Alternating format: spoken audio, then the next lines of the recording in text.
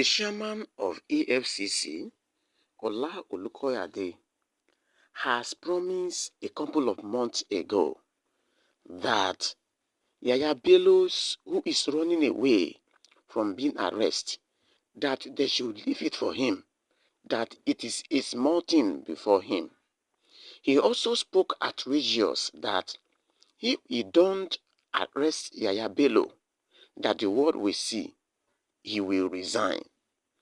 But now, Yahaya Bello continued to run away since April this year when his matter of stealing away the money comes up.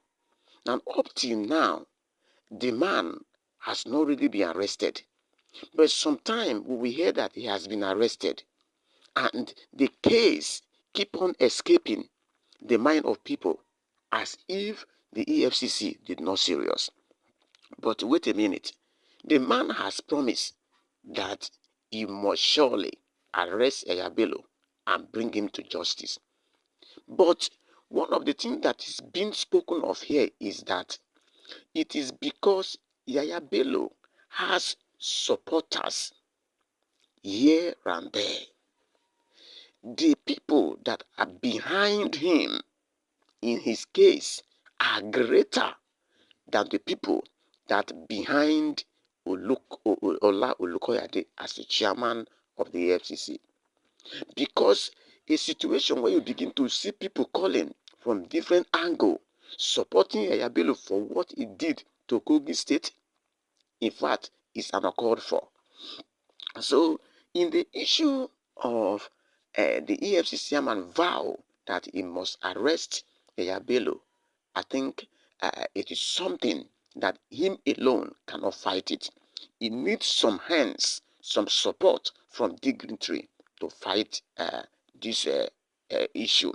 So, as we continue, my people, at last, you don't have to resign.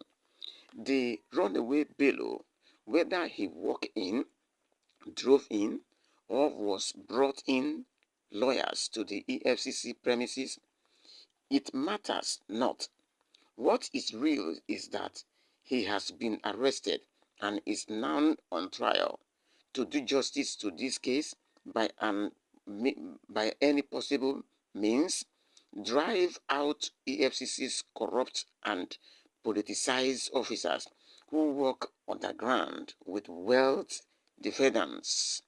Chairman Ola Olukoyede, your bold vow earlier this year that you would resign if Yahaya Bello, the former governor of Kogi State, evaded prosecution, was more than a statement of intent. It was a pledge of accountability in a nation where integrity often feels like an endangered virtue. By declaring, if I do not personally oversee the completion of the investigation and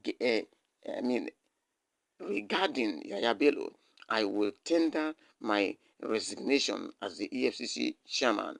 You signaled to Nigeria and the world that the fight against corruption was not just a professional mission, but a deeply personal crusade. This vow placed the weight on Nigerians' hope squarely on your shoulders. It was a courageous move, but as the months have unfolded, the depth and complexity of this battle have become painfully clear. Yahaya Bello's prosecution is not ordinary case. It is a litmus test for Nigerians' capacity to hold the powerful accountables.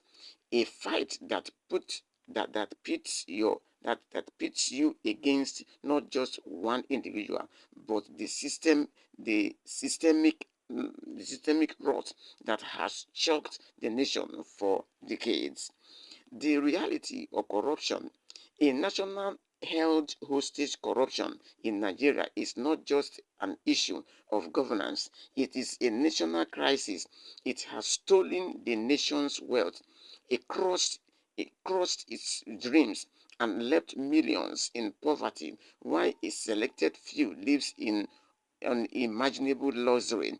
It is the reason schools in the ruins, hospital lacks basic supplies, and infrastructure remains a distant promise. Ladies and gentlemen, what is being seen here is that the EFCC chairman has promised the Nigerians that the case of Yahaya Bello, he will handle it and must bring him to justice. But up till now, that case is still lingering. There is no, it is not clear if Yahaya Bello has been arrested or is still running away. And month is going by, and this man has promised that he will do that, but he couldn't do it. That is why I said earlier that the people that surrounded Yahaya Bello, who are supporting him, are more than the people that surrounded EFCC chairman. Because Nigeria as a whole, corruption has succeeded in spoiling all the things. So what you are trying to say in essence is that if not until corruption is being put away, Nigeria can never become a better country. If you look at the statement read here, corruption has stole wealth away, leaving leaving a maximum numbers of Nigeria in abject poverty, while the selected few are enjoying what they have stolen. Like I said before, there is no leaders in Nigeria, as far as government is concerned, that can boldly come out and say, I have not stolen 1 naira during the time I was a governor, or when I was a president, or when I was a minister. No leader in Nigeria can clearly say that, because all the leaders in Nigeria, they do steal Nigeria money in one way or the other. So the issue of Yahaya Bello will not be an exception. Yahaya Bello has seen that the law does not work in Nigeria. Let the judiciary, let them alone. They are just doing nice service. The law does not work. The people that the law work against are the poor people who could not express themselves. For example, if the law hold the poor people and ask him to bring, let's say, 3 million naira, where will you bring the 3 million naira from? But a minister, if the Lord hold him, bring 3 million naira, he will bring it as if there is nothing. And this is the money he stole. So until the Nigerian government was able to arrest this worm called corruption, this country cannot go far. That is why you see Bello continue to dribble the EFCC, dribble Nigeria, do whatever he like. Again, I would like to say here, the law does not work in Nigeria. In fact, Nigeria have no law. We are living in anarchy. It is a country that is being exposed to danger in every minute. That is why you see some foreign people that will come into this country, do whatever they like and go away. Nothing will happen. Can they try that in other developed countries? So Yahaya Bello is an issue that even government themselves are supporting him vehemently. That is why he has the time to do whatever he's doing. All the governors, the minute they are supporting him, that was just the issue. My people, I thank you now for staying with us on this news. Please subscribe for more news ahead. Thanks for staying with us.